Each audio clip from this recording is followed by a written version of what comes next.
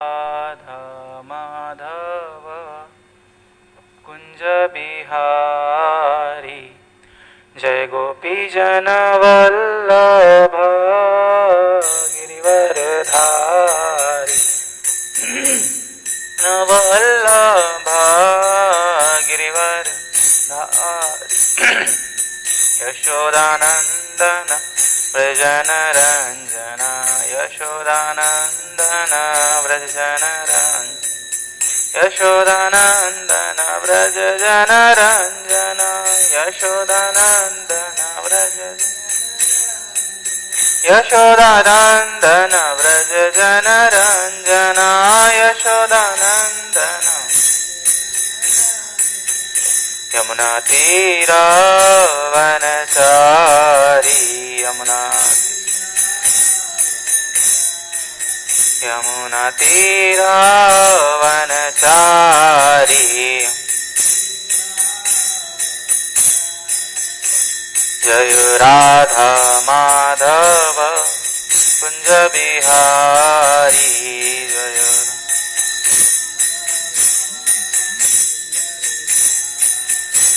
जय राधा माधव कुंज बिहारी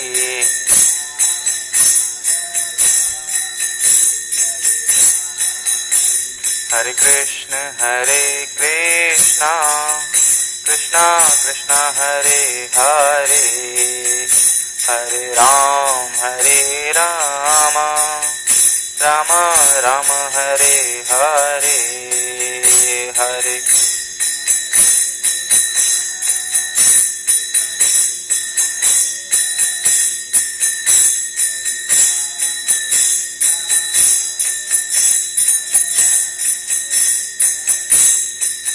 हरे कृष्ण कृष्ण कृष्ण हरे हरे हरे राम राम राम हरे हरे हरे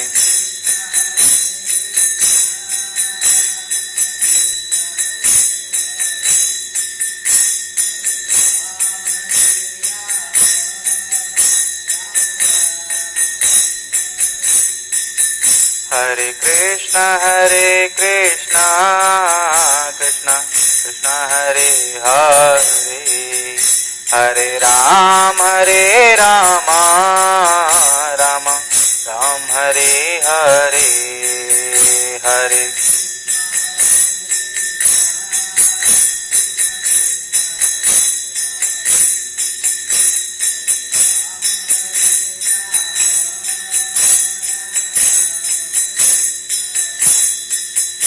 हरे कृष्ण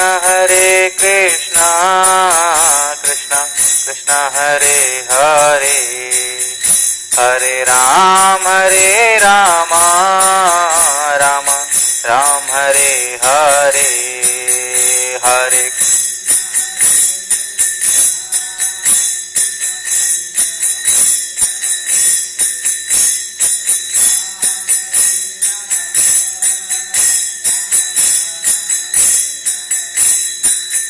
हरे कृष्ण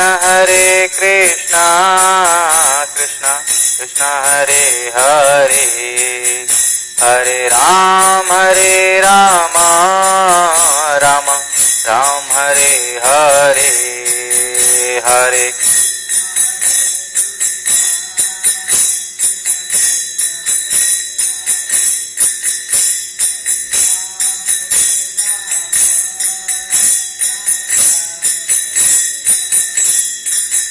हरे Krishna Krishna Krishna Hare Hare Hare Ram Ram Hare Hare Hare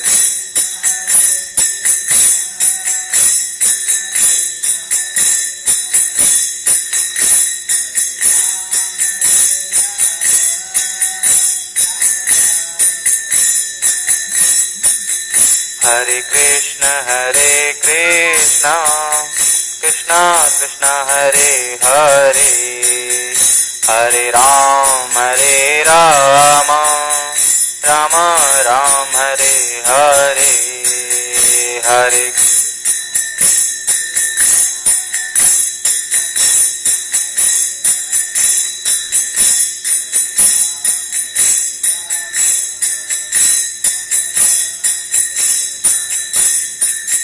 Jayo Krishna Balaram, Krishna Balaram, Krishna Balaram, Jayo Krishna Balaram.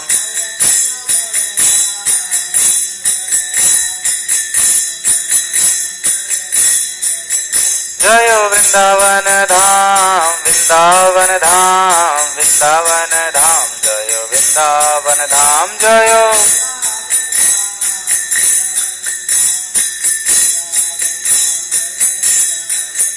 जय राधा श्याम सुंदर राधा श्याम सुंदर राधे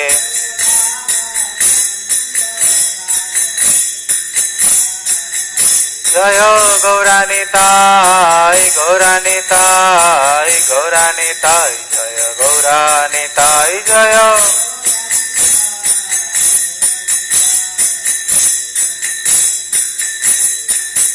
जय प्रभुपदाय प्रभुपदाय प्रभुपदाय श्रील प्रभुपदाय जय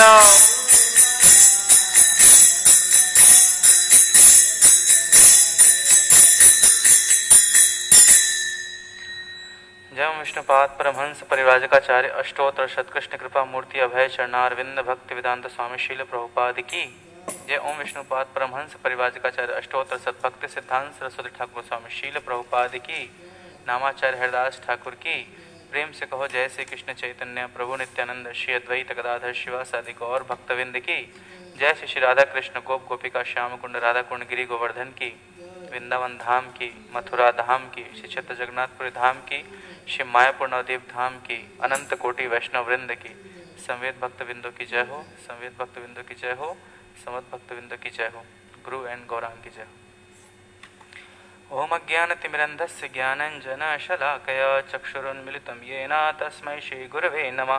श्रीचैतन्यमनोभीष्टं स्थापितं येन भूतले स्वयं रूपः कदा मह्यं ददाति स्वपदान्तिकं वन्देऽहं श्रीगुरो श्रीयुतपदकमलं श्रीगुरून् वैष्णवांश्च श्रीरूपं साग्रजातं सहगण रघुनाथान्वितं तं सजीवं साद्वैतं सावधूतं परिजनसहितं कृष्णचैतन्यदेवं श्रीराधाकृष्णपादान् सहगण ललिता श्रीविशाखान्विताश्च हे कृष्ण करुणा सिन्धु दीनबन्धु जगत्पते गोपेश गोपिकान्त राधाकान्त नमस्तुते तप्त कांचन गौर राधे वृंदावनेश्वरी वृषभानुसुते देवी प्रणमामि हरिप्रिये वाञ्छाकल्पतरुभ्यश्च कृपा सिन्धुभ्य एव च पतितानां पावनेभ्यो वैष्णवेभ्यो नमो नमः।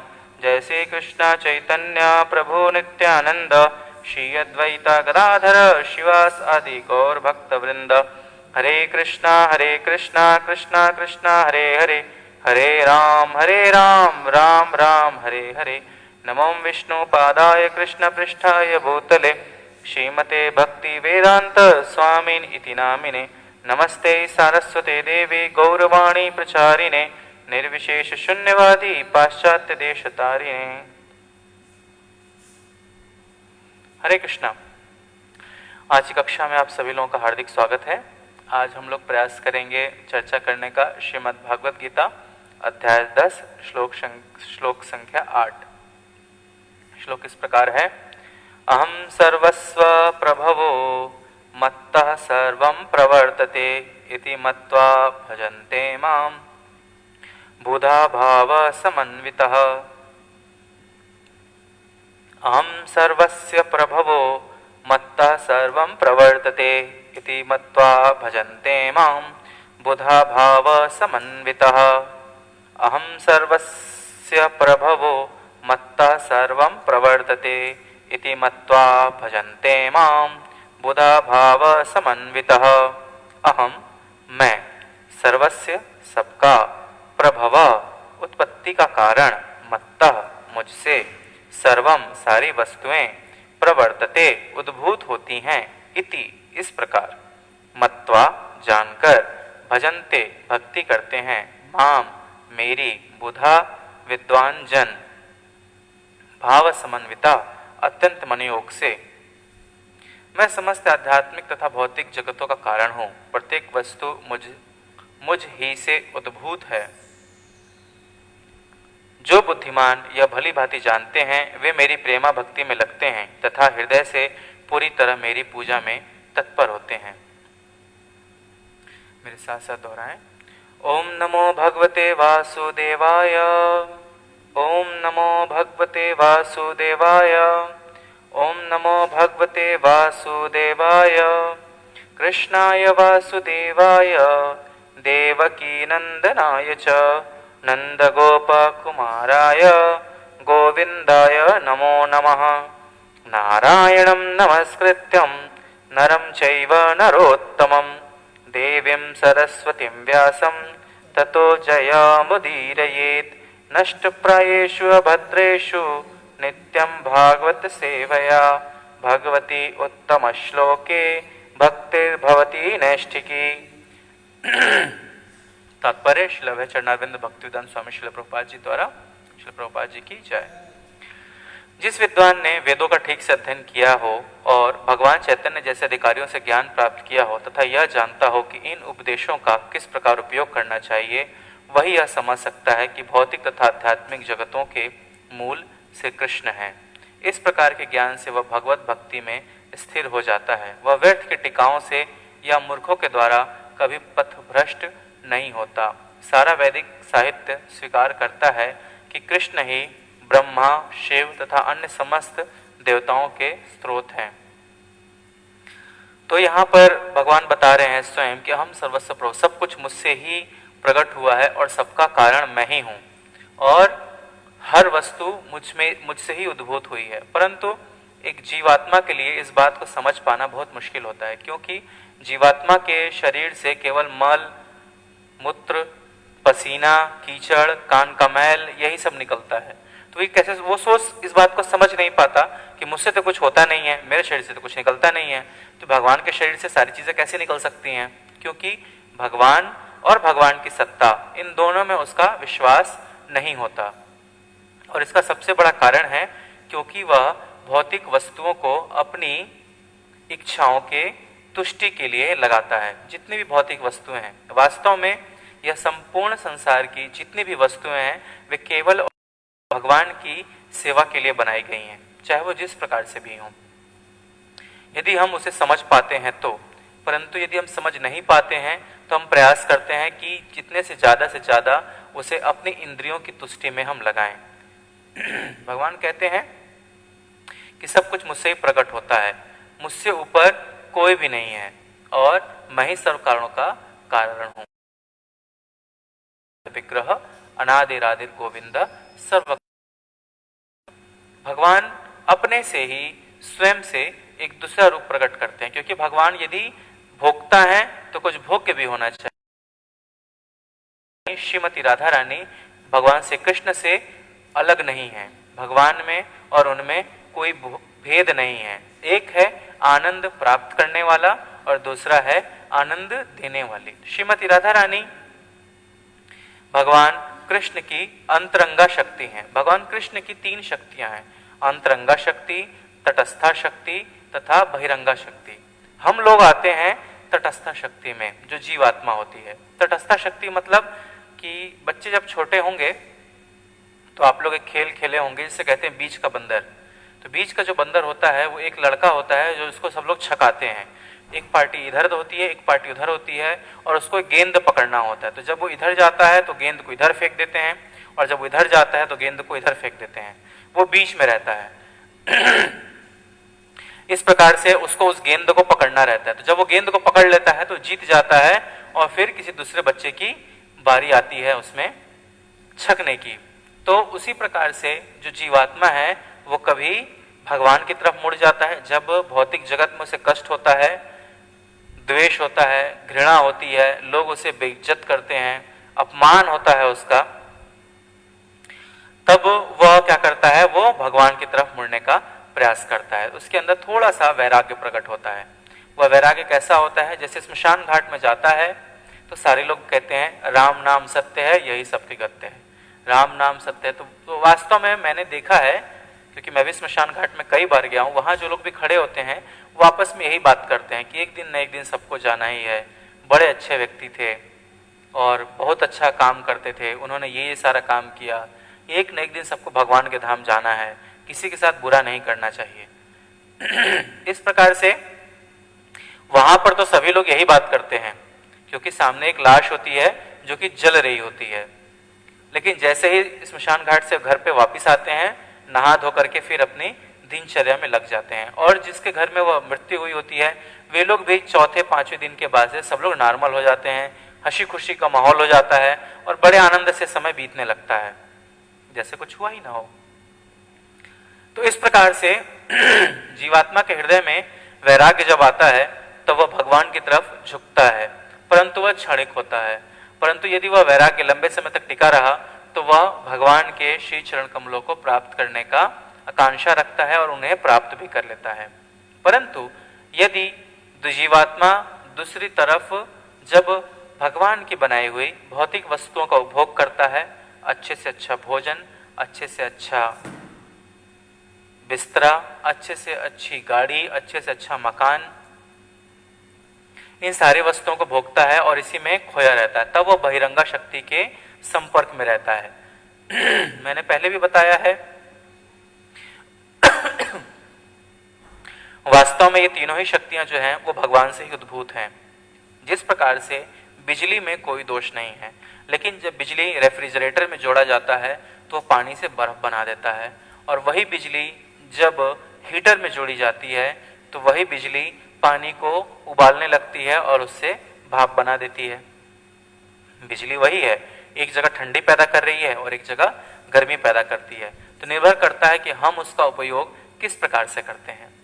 माया के संबंध में बताया गया है कि माया जो है वो भगवान के पीठ पे रहती है। तो कृष्ण सूर्य सम माया है अंधकार, जहां कृष्ण तहां नाहि माया अधिकार। भगवान से कृष्ण सूर्य के समान है। तो हमारे साथ सूर्य के समक्ष दो ही प्रकार की गति हो सकती है, एक तो हम सूर्य की तरफ मुंह करके खड़े हों और दूसरा हम सूर्य की तरफ पीठ करके खड़े हों। तो जब हम सूर्य की तरफ पीठ करके खड़े होते हैं तो हम सूर्य से दूर जा रहे हैं और माया को एम्ब्रेस कर रहे हैं, माया को गले लगाने जा रहे हैं। परंतु जब हम सूर्य के सम्मुख खड़े होते हैं और सूर्य की तरफ बढ़ते हैं तो हम भगवान की तरफ आगे बढ़ते हैं और फिर माया का लेश मात्र भी हमारे सामने नहीं रह जाता और हम पूर्ण रूप से परम पूर्ण पुरुषोत्तम ब्रजेंद्र नंदन श्याम सुंदर भगवान कृष्ण की भक्ति में लग जाते हैं और उनके चरण कमलों को प्राप्त करते हैं। परंतु यह इतना आसान नहीं है, क्योंकि भगवान को प्राप्त करने के लिए आवश्यकता पड़ती है गुरु की। और गुरु कौन है? गुरु स्वयं भगवान श्री कृष्ण का एक्सपेंशन है, फर्स्ट एक्सपेंशन है बलराम जी। गुरु तत्व जो है वह बलराम है। अब इससे प्रश्न यह भी उठता है कि गुरु ये कह सकता है कि मैं भगवान हूं, परंतु वास्तव में सच्चा गुरु वही है जो कि यह सुनता है कि मैं भगवान हूं तो वह दोनों कानों पे हाथ रख करके वहां से भाग जाता है। एक समय था जब कुछ शिष्यों ने प्रभुपाद को भगवान कह करके प्रचारित करना शुरू कर दिया था कि वे भगवान का अवतार हैं, और प्रभुपाद ने उन्हें मंदिर से निकाल दिया था। वे लोग काफी समय तक बाहर रहे, सन्यासी थे, और फिर बाद में जाकर उन्होंने प्रभुपाद से क्षमा मांगा, प्रभुपाद ने क्षमा कर दिया। और प्रभुपाद ने कहा कि जीव कभी भी भगवान नहीं हो सकता, हम भगवान के रिप्रेजेंटेटिव हैं, हम वो बता रहे हैं जो हमें बताया गया है हमारे आचार्यों के द्वारा, हमें आचार्यों द्वारा पता चला है। मैं केवल उस मैसेज को आप सभी लोगों तक पहुंचा रहा हूं, मैं भगवान नहीं हूं। और कौन है बलराम जी? बलराम जी स्वयं धाम है। धाम, जिस धाम में भगवान रहते हैं, जैसे वृंदावन धाम जो है वे स्वयं बलराम जी हैं। बलराम जी अपना एक्सपेंशन करते हैं किस रूप में? भगवान का जो दीप दिखाने का दीपक होता है उसमें, घंटी में, शंख के रूप में, धाम के रूप में, ऑल्टर के रूप में, बिस्तर के रूप में, हर रूप, हर वह वस्तु जो भगवान की सेवा में आती है वो बलराम जी का एक्सपेंशन है। इसलिए आपने देखा होगा जो कोई लोग भी अर्चा विग्रह की उपासना करते होंगे उन लोगों को बताया जाता है कि जो आसनी होती है उसको पैर से मार करके आप इधर उधर मत किया कीजिए, पैर से ठीक मत करिए, हाथ से ठीक करिए, क्योंकि वह आसनी भगवान की सेवा में सहयोग करती है, अतः वह बलराम तत्व है। उसे लात से नहीं मारना चाहिए और वास्तव में किसी भी वस्तु को पैर से नहीं मारना चाहिए। इसीलिए जो बकेट होती है, हम प्रसादम सर्विस करते हैं तो कहते हैं उसको उठा के लेके चलिए, घसीट के मत चलिए, उसमें जूठा लग जाएगा, क्योंकि वो बकेट भी बलराम तत्व है, भगवान की प्रसादम सर्विस कर रही है। इस प्रकार से हमें समझना चाहिए कि बलराम जी स्वयं गुरु तत्व हैं और बिना गुरु के भगवान को समझना मुश्किल ही नहीं, नामुमकिन है। बिना गुरु के भगवान को नहीं समझा जा सकता। लेकिन यहां पर एक बात यह भी समझना पड़ेगा कि गुरु जो है वो बलराम जी का अंश होते हुए भी एक वैष्णव हैं और वे वैष्णव के रूप में इस धरती पर आते हैं और अपने आचार विचार से हमें सिखाते हैं कि किस प्रकार से हमें भक्ति करना चाहिए। तो गुरु बताते हैं कि भक्ति किस प्रकार से करनी चाहिए, उसकी विधा क्या है। श्री कृष्णदास कविराज गोस्वामी जो हैं, जिन्होंने चैतन्य चरितामृत की रचना की, वे हमारे एक प्रकार से शिक्षा गुरु हैं। और वे क्या कहते हैं, कृष्णदास कविराज गोस्वामी श्री चैतन्य चरितामृत में कहते हैं कि मैं एक मल के कीड़े के समान हूं, मैं बहुत पतित हूं, मैं बहुत नीच हूं। और कितना नीच हूं, मैं इतना नीच हूं कि यदि कोई मेरा नाम भी ले ले तो मेरे सारे, उस व्यक्ति के सारे पुण्य नष्ट हो जाएंगे और वह व्यक्ति लाखों करोड़ों जन्मों तक नरक में वास करेगा। मेरा सिर्फ एक ही काम है, मैं श्री चैतन्य महाप्रभु और नित्यानंद प्रभु के संदेश को सामान्य जन तक पहुंचाने का प्रयास कर रहा हूं। तो यदि आप मेरा नाम लेंगे तो आपका पतन हो जाएगा, परंतु मैं जो बता रहा हूं, जिसके विषय में बता रहा हूं, यदि आप उसे सुनते हैं और उसका नाम लेते हैं, आपका उद्धार हो जाएगा और वे आप भगवान के, और वो आपको भगवान के धाम लेके जाएगा।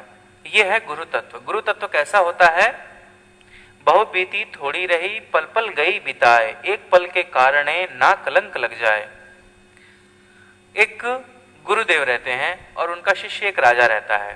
तो राजा बहुत भोग विलासी रहता है और वृद्ध हो चला रहता है, परंतु फिर भी उसका भोग विलास से मन नहीं हटता है और गुरु को चिंता रहती है, क्योंकि वह वैष्णव की बड़ी सेवा करता है और उसका भगवान में और गुरु में अटूट श्रद्धा है।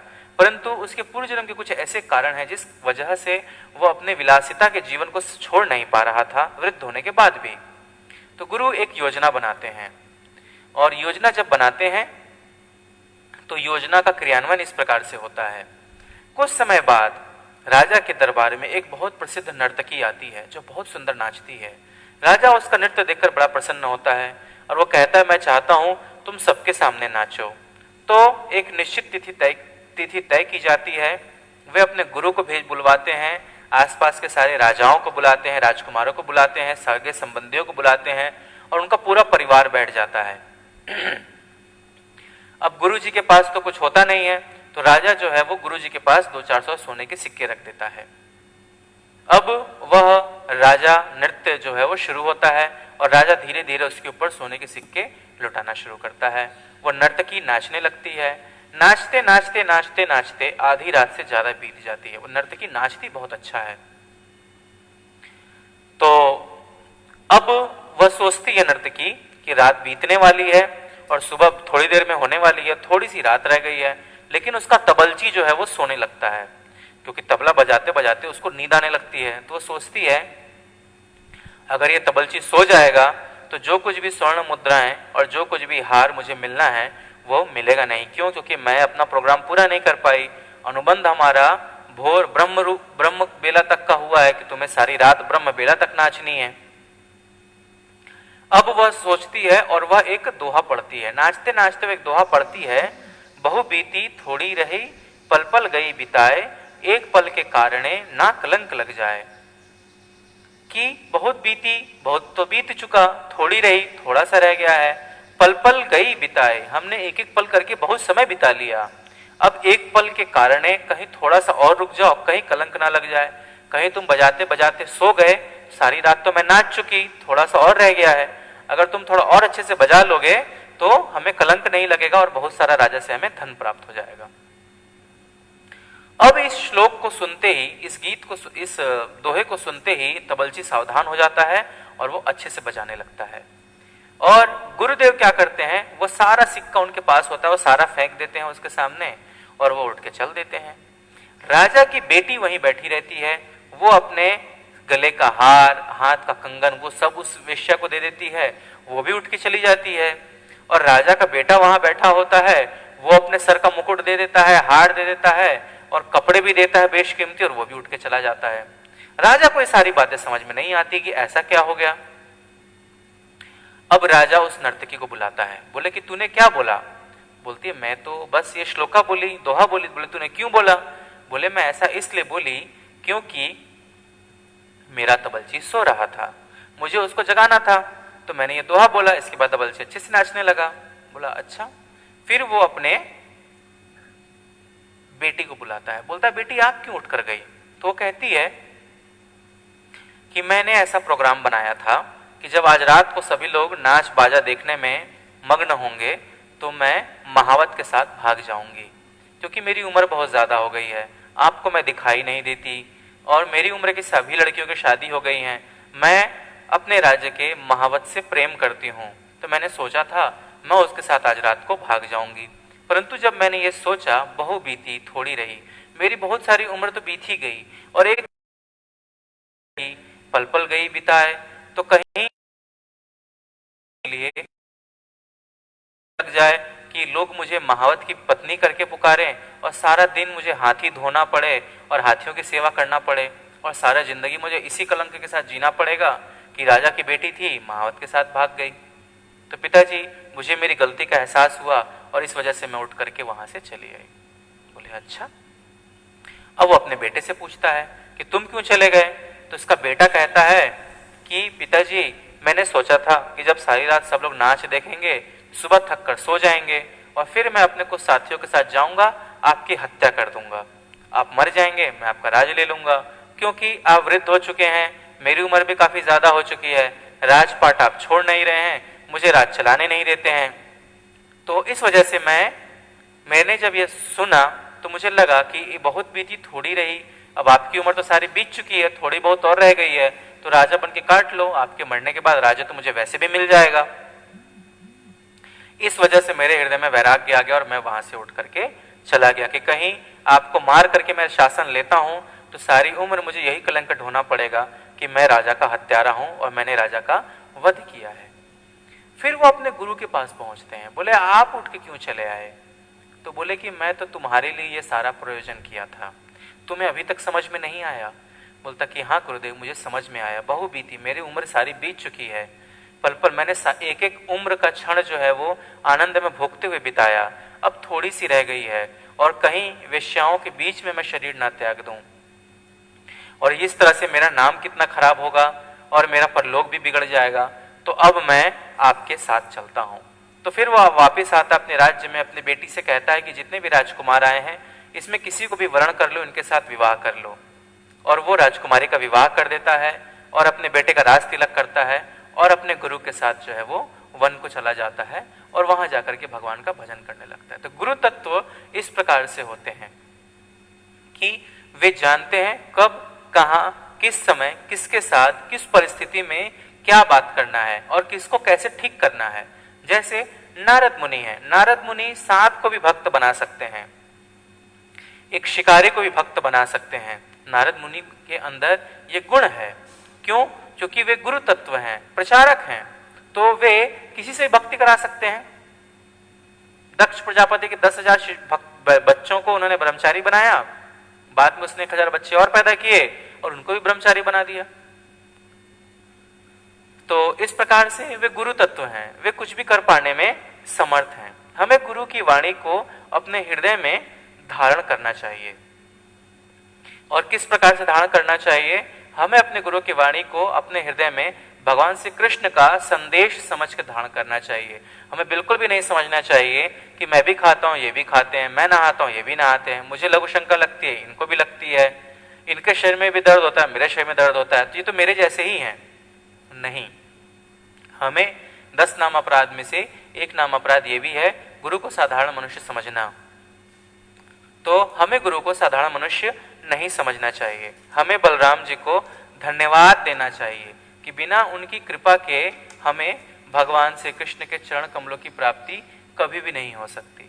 इस संबंध में बहुत अच्छी कथा आती है किष्किंधा धाम में, किष्किंधा कांड में भगवान श्री राम की मित्रता होती है सुग्रीव से, और नाना प्रकार के अन्य वानर भी होते हैं, जिसमें बहुत बड़े बड़े योद्धा भी होते हैं, जैसे अंगद, जामवंत, हनुमान जी, ये सारे लोग भी होते हैं। उसमें एक गोरिल्ला भी होते हैं, जो होते हैं द्विद नाम होता है उनका। तो वे भगवान राम से तो प्रेम करते हैं, उनको भगवान तो मानते हैं, लेकिन लक्ष्मण जी में उनकी श्रद्धा नहीं होती। वे लक्ष्मण जी को उतना सम्मान नहीं दे पाते, परंतु उनके साथ रह करके बहुत अच्छे से युद्ध करते हैं, और उनके प्रति उनके हृदय में थोड़ा सा भाव जो था वो अलग तरह का रहता है। और कहाँ क्या होता है, इस संबंध में एक घटना और आती है, जब रघुनाथ दास गोस्वामी भक्त श्री चैतन्य महाप्रभु का प्रेम कई बार प्राप्त करना चाहते थे, परंतु उन्हें प्राप्त नहीं हो रहा था।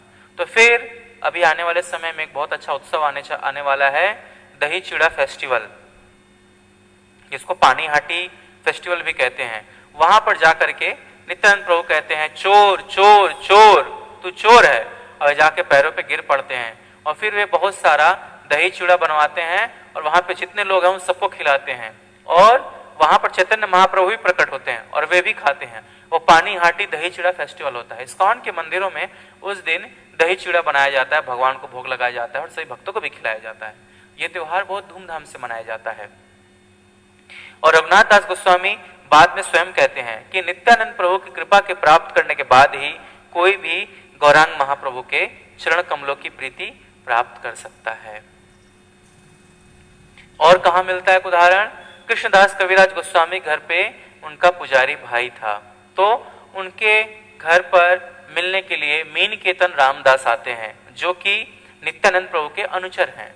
तो गुरु में, गुरु के वस्त्रों में, गुरु के सामान में और गुरु के अनुचरों में कोई अंतर नहीं होता। यदि हम गुरु के अनुचर का अपमान करते हैं, गुरु के रिप्रेजेंटेटिव का अपमान करते हैं, तो हम गुरु का अपमान करते हैं, और उसके द्वारा हम कृष्ण का भी अपमान करते हैं।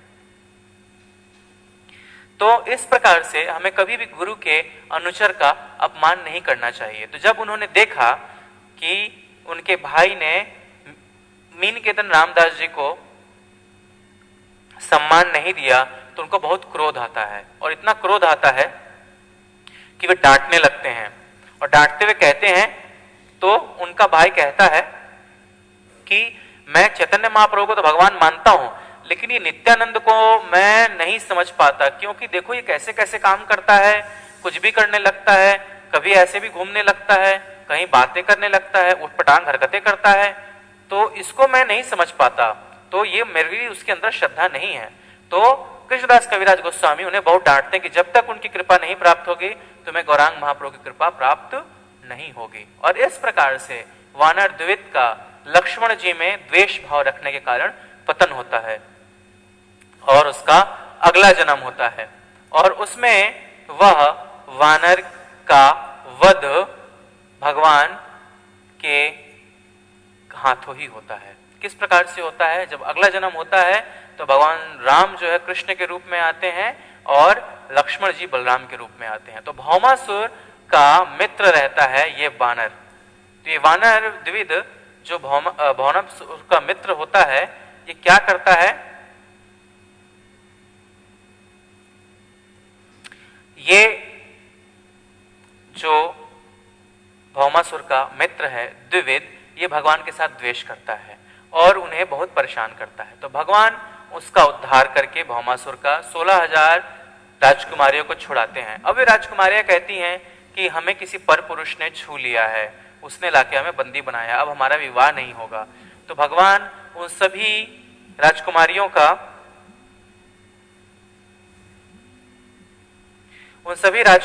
का उद्धार करते हैं और उनसे स्वयं विवाह करते हैं, और इस प्रकार से भगवान की 16,108 रानियां बनती हैं। अब वानर द्विविद को पता चलता है तो नाना प्रकार से उत्पात मचाने लगता है और सामान्य जनता को मारने पीटने लगता है। तो जब वो सामान्य जनता को मारता है और उनके साथ द्रोह करता है, उन्हें नाना प्रकार से परेशान करता है, तो यह खबर पहुंचती है भगवान के पास और बलराम जी को पता चलती है, और फिर बलराम जी आकर के उसका उद्धार करते हैं, और इस प्रकार से वह उनकी कृपा को प्राप्त करता है। उनकी कृपा के द्वारा फिर वह भगवान की कृपा को प्राप्त करता है। तो बिना गुरु की कृपा के हमें कभी भी भगवान के धाम जाने का अवसर प्राप्त नहीं हो सकता और न ही भगवान के चरण कमलों में प्रीति प्राप्त हो सकती है।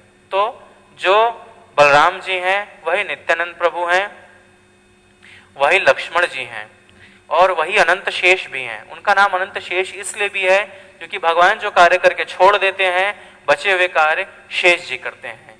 वे अपने अनंत मुखों से अनंत समय से भगवान के अनंत गुणों का कीर्तन कर रहे हैं और वे थकते नहीं हैं, वे निरंतर करते ही रहते हैं। तो इस प्रकार से भगवान उन्हीं के ऊपर विश्राम भी करते हैं। आपने देखा होगा जो भगवान विष्णु हैं वो शेषनाग के ऊपर शयन करते हैं। वो शेषनाग कौन है? वे अनंत शेष स्वयं भगवान के एक एक्सपेंशन बलराम जी हैं और इस वजह से भगवान उन्हें सेवा के रूप में स्वीकार करते हैं। तो हमें इस प्रकार से ऐसा समझना चाहिए। तो लक्ष्मी जी भी भगवान से कहती हैं कि यहाँ हमेशा ये रहते हैं, मैं आपके साथ कुछ इंटीमेट टाइम नहीं बिता पाती। भगवान कहते हैं घबराओ मत, आने वाले समय में जब मेरा वनवास होगा, मैं राम के रूप में आऊंगा, तब तुम्हें काफी समय मिलेगा सबसे दूर और तुम मेरे साथ काफी समय बिता पाओगी। तो इस प्रकार से भगवान जो है वो उन्हें भी वरदान देते हैं। और कितना प्रेम करते थे लक्ष्मण जी कि जब विवाह होकर आया तो उसके पहले लक्ष्मण जी राम जी के साथ ही सोते थे, उनके पैरों को दबाते थे, उनकी सेवा करते थे, उनको पंखा झलते थे। परंतु जब विवाह होके आया तो दरवाजा बंद हो गया। अब ये फाटक खोल भड़बड़ाने लगे, खोलो मुझे अंदर आना है। तो सभी लोग वहां इकट्ठा हो गए, बोले कि भाई अब वे अपनी पत्नी के साथ, धर्म पत्नी के साथ हैं, आप अंदर नहीं जा सकते। बोला ये तो मेरे साथ धोखा हो गया, मैं तो बिना उनके नहीं रह सकता, मैं तो उनकी सेवा करता हूं। तो फिर वशिष्ठ जी को बुलाया गया। तो वशिष्ठ जी ने पंचायत की। वशिष्ठ जी ने पंचायत करी कि महल के अंदर सेवा माता जानकी करेंगी और जब महल के बाहर होगे तब सेवा तुम करोगे। तो इस प्रकार से जब वे बाहर होते थे तो लक्ष्मण जी राम जी की सेवा करते थे और जब महल के अंदर होते थे तो माता जानकी उनकी सेवा करती थी।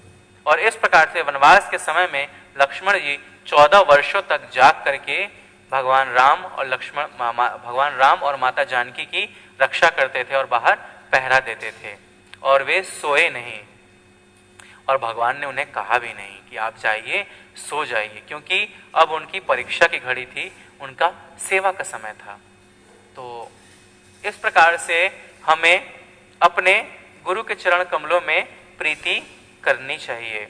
अथर्ववेद में गोपाल तापनिषद कहा गया है, यो ब्रह्मण विदधाति पूर्व योवे वेदे वेदांश गापयति स्म कृष्ण। प्रारंभ में कृष्ण ने ब्रह्मा को वेदों का ज्ञान प्रदान किया और उन्होंने भूतकाल में वैदिक ज्ञान का प्रचार किया।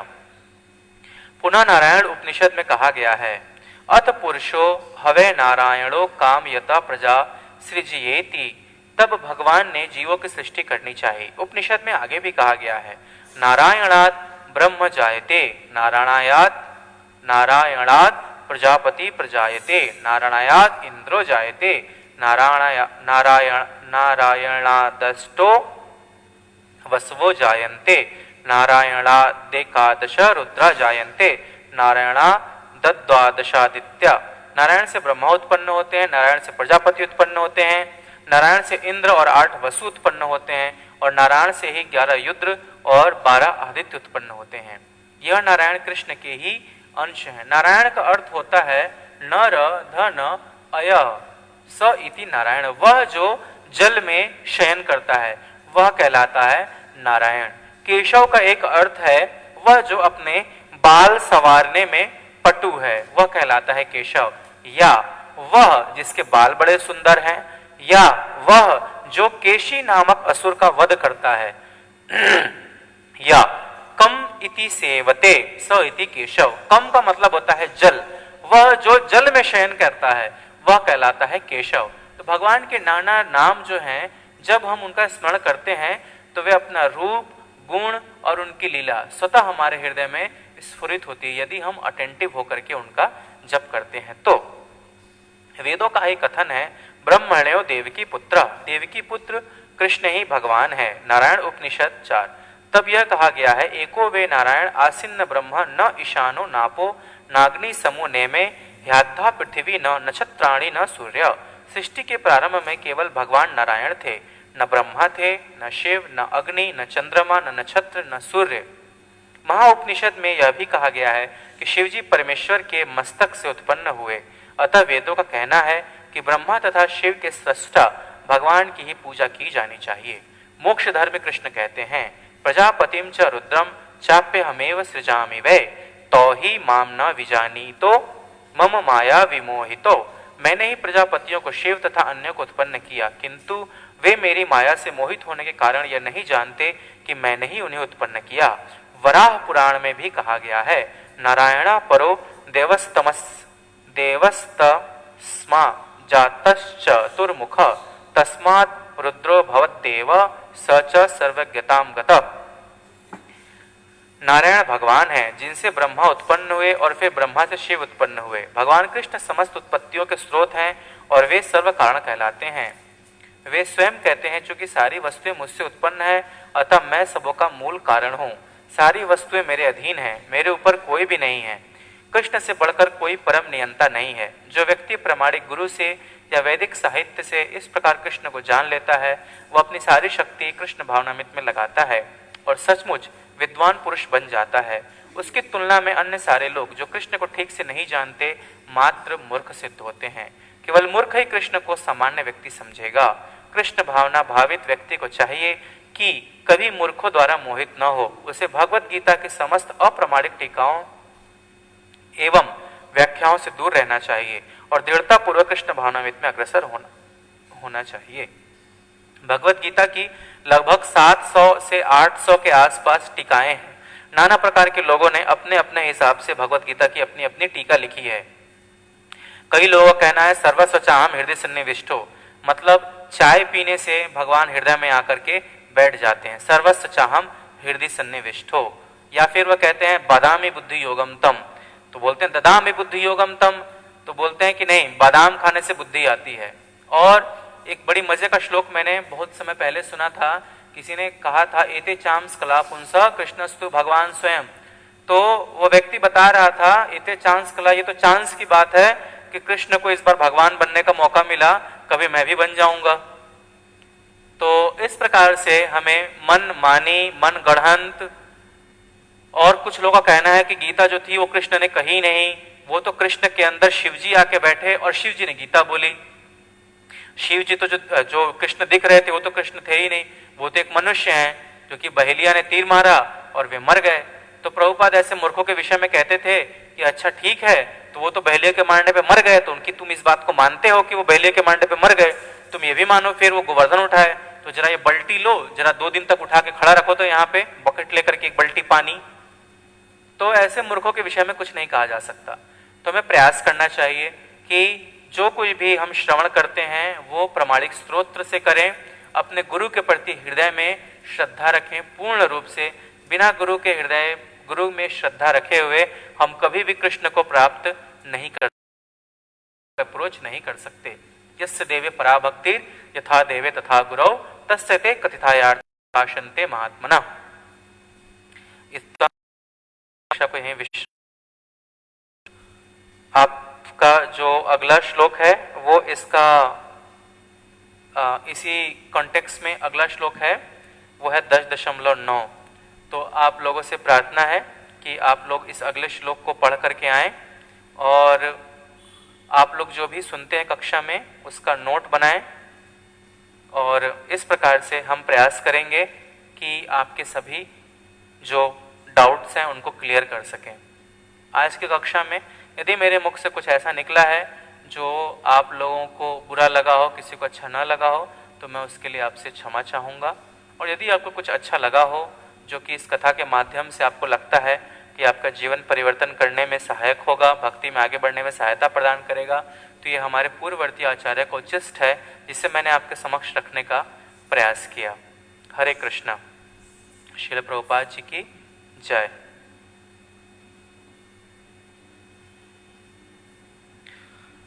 उषा सैनी जी का प्रश्न है, हरे कृष्णा प्रभु जी, मेरा प्रश्न ये है कि सच्चे गुरु की क्या पहचान है? सच्चे गुरु की पहचान है कि वाचो वेगम मनसा क्रोधा वेगम जिह्वा वेगम उदर उपस्थ वेगम एतान वेगान योशवेद यो विषेत देरा सर्वागतिमाम पृथ्वी से शिष्यात।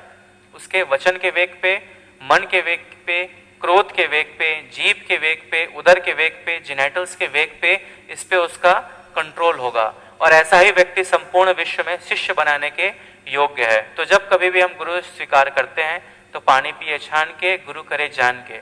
तो गुरु बनाने से पहले आप अपने गुरु का टेस्ट ले सकते हैं। शास्त्रों में ये जो विधि है इसकी संस्तुति की गई, लेकिन एक बार आपने स्वीकार कर लिया तो उसके बाद आपको गुरु का टेस्ट लेने का अधिकार नहीं है। यदि सच्चा गुरु है तो आपका टेस्ट देगा और उसमें आपको रक्षा करेगा और वो बताएगा भी कि किस प्रकार से वह गुरु है। परंतु एक बार आपने टेस्ट ले लिया, आप बार बार गुरु को टेस्ट में नहीं रख सकते, वो फिर अपराध आएगा। तो वाच्य वेगम मनसा क्रोधा वेगम जिह्वा वेगम उदर उपस्थ वेगम, इस प्रकार के वेग जिसके नियंत्रण में है वही व्यक्ति जो है वो गुरु बनने योग्य है। और प्रभुपाद कहते हैं गुरु कौन है? वो गुरु वह है जो समितपाणि श्रोतव्यम ब्रह्मनिष्ठम, उसने सभी शास्त्रों के सार को ध्यान से सुना हुआ हो और ब्रह्म में निष्ठ हो। और क्या हो? अथा तो ब्रह्म जिज्ञासा, वो जानता हो ब्रह्म कौन है, तब उसके पास जाकर के तद विधि प्रणिपाते ना, प्रणिपात करना चाहिए। उससे फिर परिप्रश्न ना, फिर प्रश्न पूछना चाहिए, क्योंकि उपदक्षन्ति ते ज्ञानम, वो उसने ब्रह्म का साक्षात्कार किया है, उसे रियलाइजेशन है, वो जानता है ब्रह्म कौन है। उपदक्षिण ज्ञानी ना तत्वदर्शी ना, तो वो तत्व ज्ञानी नहीं है, वो तत्वदर्शी है, उसने देखा है और वो इस वजह से आपको मार्गदर्शन कर पाएगा। तो सच्चे गुरु की पहचान है समितपाणि श्रोतव्यम ब्रह्मनिष्ठम। मुंडक उपनिषद का यह श्लोक है। तो वह ब्रह्म में निश्चित होना चाहिए। और फिर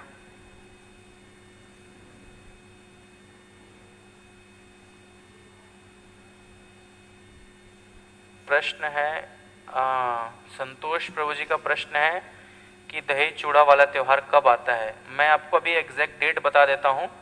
दही चूड़ा पानीहाटी फेस्टिवल कब है, ये आने वाला है और ये बहुत धूमधाम से मनाया जाता है। मैं भी कैलेंडर देख करके आपको बता देता हूँ। पानीहाटी फेस्टिवल भी कहते हैं इसे।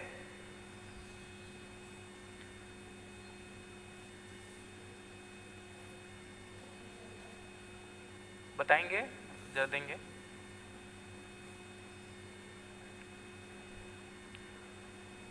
तो ये मैं भी आपको बता दे रहा हूँ दही चूड़ा फेस्टिवल कब आता है। ये बहुत धूमधाम से मनाया जाता है। उस दिन जितने भी वैष्णव उन्हें प्रयास करना चाहिए वो अपने घर पे भगवान को दही चूड़ा का भोग लगाएं। मुझे दिखाइए प्रभु, वैष्णव कैलेंडर मुझे दिखाइए।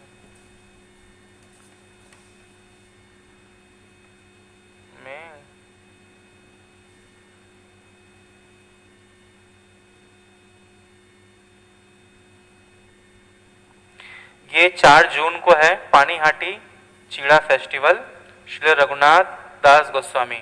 4 जून को मनाया, इस बार 4 जून को आ रहा है, तो 4 जून को ये फेस्टिवल है। फिर अगला प्रश्न है सुमित सत्यहरि प्रभु जी का, यमुनानगर से। प्रभु जी, जब जब लेक्चर सुनते हैं तब तब मोह से थोड़ा दूर होते हैं, कुछ टाइम बाद फिर मोह शुरू हो जाता है। क्यों ऐसा होता है? क्योंकि हमारा नेचर है, हमारा जो मन है वो कुत्ते की दुम है। उसको कितने भी साल नली में रखेंगे, जब बाहर निकालेंगे तुरंत टेढ़ा हो जाता है। तो इसीलिए क्या करना चाहिए, उसको हमेशा नली में रखना चाहिए। तो कोशिश करना चाहिए ज़्यादा से ज़्यादा श्रवण करें, कीर्तन करें। और आज हिज होलीनेस राधा गोविंद महाराज का जो कोट आया था उसमें उन्होंने बताया था कि स्त्री में, भोजन में और धन में संतोष करना चाहिए, भजन कीर्तन में, भगवान के नाम जप करने में और तप में संतोष नहीं करना चाहिए, दान करने में संतोष नहीं करना चाहिए। हमारे साथ उल्टा होता है, स्त्री में, धन में, जन और भोजन में हम संतोष नहीं करते और जप में, दान में और तपस्या में हम संतोष करते हैं। बोले छोड़ो आज का तो हो गया, माला जो है पार्किंग में डाल दिए और फिर उसके बाद जो दान भी देना है वो थोड़ा दान तो दे रहे हैं, इसके बदले जरा एटीजे रसीद भी हमको दे दीजिए ताकि हमारा टैक्स में भी छूट मिल जाएगा, दान से भी कुछ लाभ मिल जाए। तो इस प्रकार से हमें प्रयास करना चाहिए, भक्तों का संग करने का प्रयास करना चाहिए। जब भक्तों के संग में ज्यादा रहेंगे तो वे हमें बताते हैं कि किस प्रकार हर और कहीं बाहर जाने की जरूरत नहीं है। अपने मन के अंदर एक कोठरी बनानी चाहिए। जैसे ही अपने दुनिया के काम को निपटाया, अपने मन की उस कोठरी में घुस गए, दरवाजा बंद किया और बैठ करके भजन करने लगे, कथा कीर्तन सुनने लगे। ऐसा प्रयास कर सकते हैं। अन्नपूर्णा तिवारी जी का प्रश्न है, मुझे लगता है ये यमुनानगर से हैं। हरे कृष्णा पर दंडवत प्रणाम। तत्व का मतलब क्या है? अन्नपूर्णा तिवारी फर्रुखाबाद। अच्छा, ये फर्रुखाबाद से हैं। तत्व का मतलब होता है किसी वस्तु को वैसा जानना जैसा कि वो वास्तव में एग्जिस्ट करता है। जैसे कि हम नाम सुनते हैं भगवान कृष्ण का, हम राधा रानी का नाम सुनते हैं, लेकिन हमें उनके विषय में जानकारी नहीं है। हमने जो पढ़ा है वो जानकारी है, उनके विषय में ज्ञान नहीं है हमें। हम तत्व का ज्ञान नहीं है हमें, हमने देखा नहीं है, हमने सुना है। जैसे कि भगवान रोज गाय चराने जाते थे और भांडीर वन में आकर के भगवान लंच करते थे। भांडीर वन इधर की तरफ है, वृंदावन से 7 किलोमीटर दूर। भगवान गाय चराने जाते थे गोवर्धन, जो कि है 55 किलोमीटर दूर। वृंदावन यहाँ बीच में है, नंदगांव वहां किनारे में है। तो तीनों का आपस में कोई मेल नहीं है, तो भगवान कैसे पहुंचते थे भांडीर वन? अभी इनकंसीवेबल है। तो हम क्यों नहीं समझ पा रहे हैं? क्योंकि हमारी बुद्धि जो है वो तत्व का ज्ञान हमें नहीं हुआ है। भगवान ने पूरा पहाड़ उठाया हुआ था अपनी कानी उंगली पे। अब ये बात हम सुन तो लेते हैं, लेकिन ये हमारे समझ में नहीं आती, तो इसे कहते हैं संशय। ये संशय कब समाप्त होता है?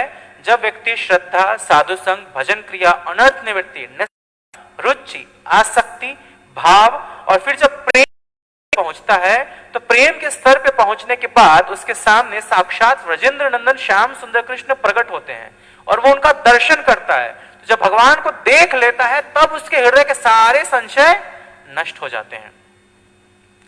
तो वो है तत्व ज्ञान, वो उसे समझ सकता है और गुरु इस तत्व ज्ञान को जानते हैं। इस वजह से हमें तो मालूम नहीं कार कैसे चलाते हैं, तो हमें एक ड्राइवर की आवश्यकता पड़ेगी। तो गुरु वह ड्राइवर हैं जो भव सागर के, जैसे कि बताते हैं कि प्रभुपाद एक जहाज के कैप्टन हैं और हम सब उस जहाज पे सवार हैं। तो परिस्थिति चाहे कैसी भी हो, इस कृष्ण कॉन्शियसनेस को, इस इस्कॉन की जहाज को छोड़ने का प्रयास नहीं करना चाहिए, क्योंकि अगर कूदेंगे तो निश्चित ही डूबेंगे। हो सकता है जहाज पे चूहे घूम रहे हों, कभी कभी खाने को भी ना मिले, आपस में विवाद हो जाए, लेकिन फिर भी जहाज समुद्र में सबसे सेफ जगह है हमारे लिए, तो हमें उस जहाज पे बने रहना है। वो है तत्व ज्ञान। आशा करता हूं आपको इसका जवाब मिल गया होगा। हिज ग्रेस अनाथ बंधु प्रभु जी पूछ रहे हैं, हरे कृष्णा प्रभु जी दंडवत प्रणाम। महा उपनिषद में कहाँ ये भी कहा गया है शिव जी परमेश्वर के मस्तक से उत्पन्न हुए हैं या ब्रह्मा से उत्पन्न हुए हैं? ब्रह्मा, शिव और विष्णु, इन सबके कारण भगवान श्री कृष्ण हैं। जब भगवान अपना एक्सपेंशन करते हैं तो कारणोदक विष्णु बनते हैं और भगवान अपने शरीर से सबसे पहले बलराम जी का एक्सपेंशन करते हैं और फिर चतुर्व्यूह बनता है। आपको इसके विषय में डिटेल जानकारी जो है वो लघु भागवतामृत में मिल जाएगा कि किसका एक्सपेंशन कौन है और किस प्रकार से ये एक्सपेंशन आगे बढ़ता चला जाता है। तो वास्तव में सारे कारणों के कारण हमें ऐसे समझना चाहिए कि भगवान कृष्ण है।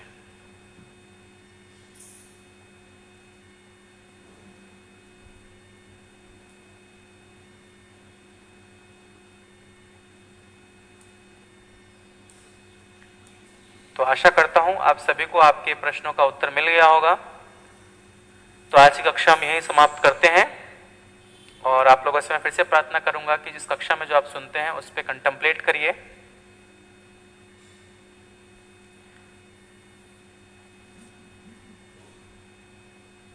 हाँ, अभी प्रश्न आया है,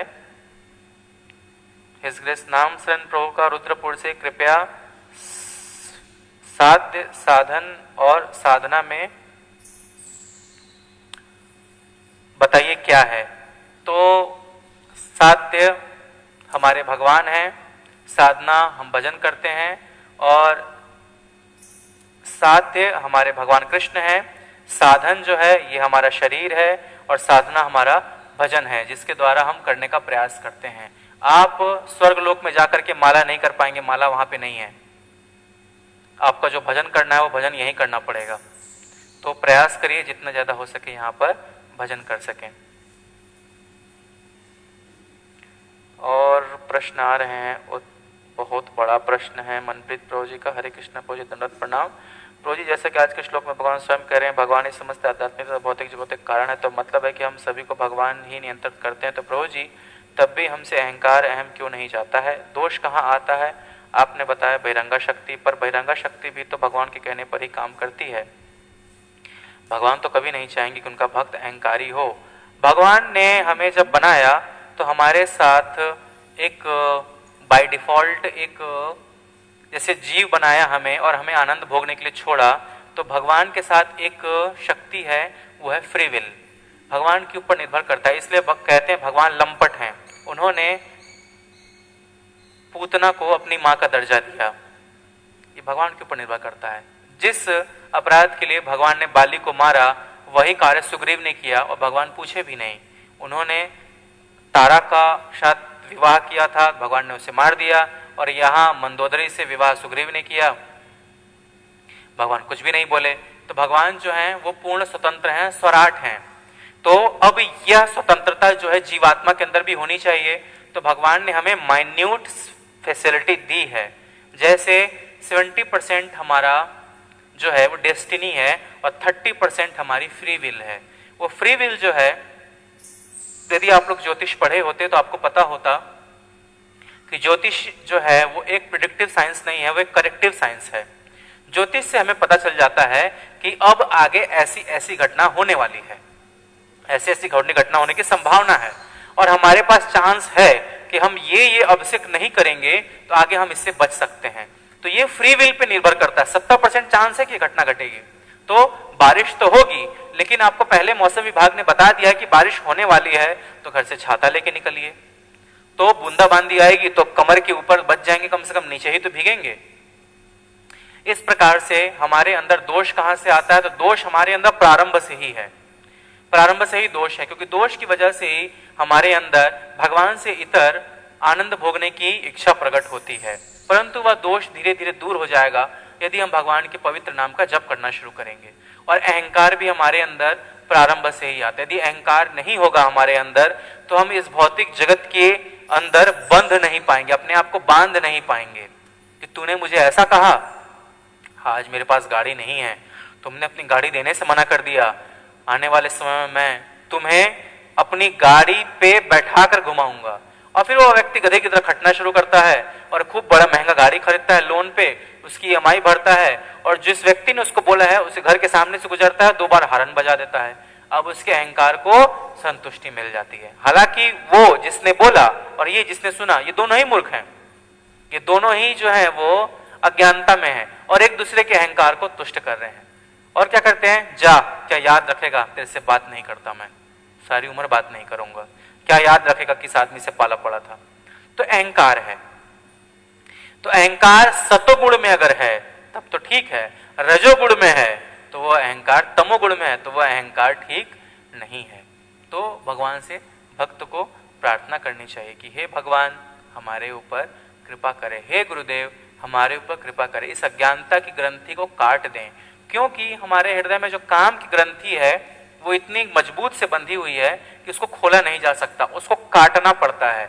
और काम की ग्रंथि को काटने का काम बलराम जी करते हैं। तो जिसके हृदय में काम बहुत ज्यादा हो उसे भागवतम का प्रलंबासुर वध पढ़ना चाहिए। श्रील भक्ति विनोद ठाकुर बताते हैं कि एक एक जो जैसे किसी की गंदी आदत है, गंदे काम करता है, गलत चीजें वॉच करता है फोन पे, गलत बातें बोलता है, गलत चीजों में उसका मन लगता है, तो उसे धेनुकासुर वध पढ़ना चाहिए। धेनुकासुर जो है वो गंदी आदत का प्रतीक है। तो यदि वह धेनुकासुर का वध पढ़ता है, बराबर उसका पाठ करता है, तो उसके हृदय से वो गंदी आदतें जो है वो नष्ट हो जाएंगी। इस प्रकार से हमें प्रयास करना चाहिए भगवान का, और प्रतिदिन रात्रि में कृष्णा बुक पढ़ करके सोने का प्रयास करना चाहिए कि हम प्रतिदिन कम से कम कृष्णा बुक पढ़ें। हरे कृष्णा। श्रील प्रभुपाद जी की जय।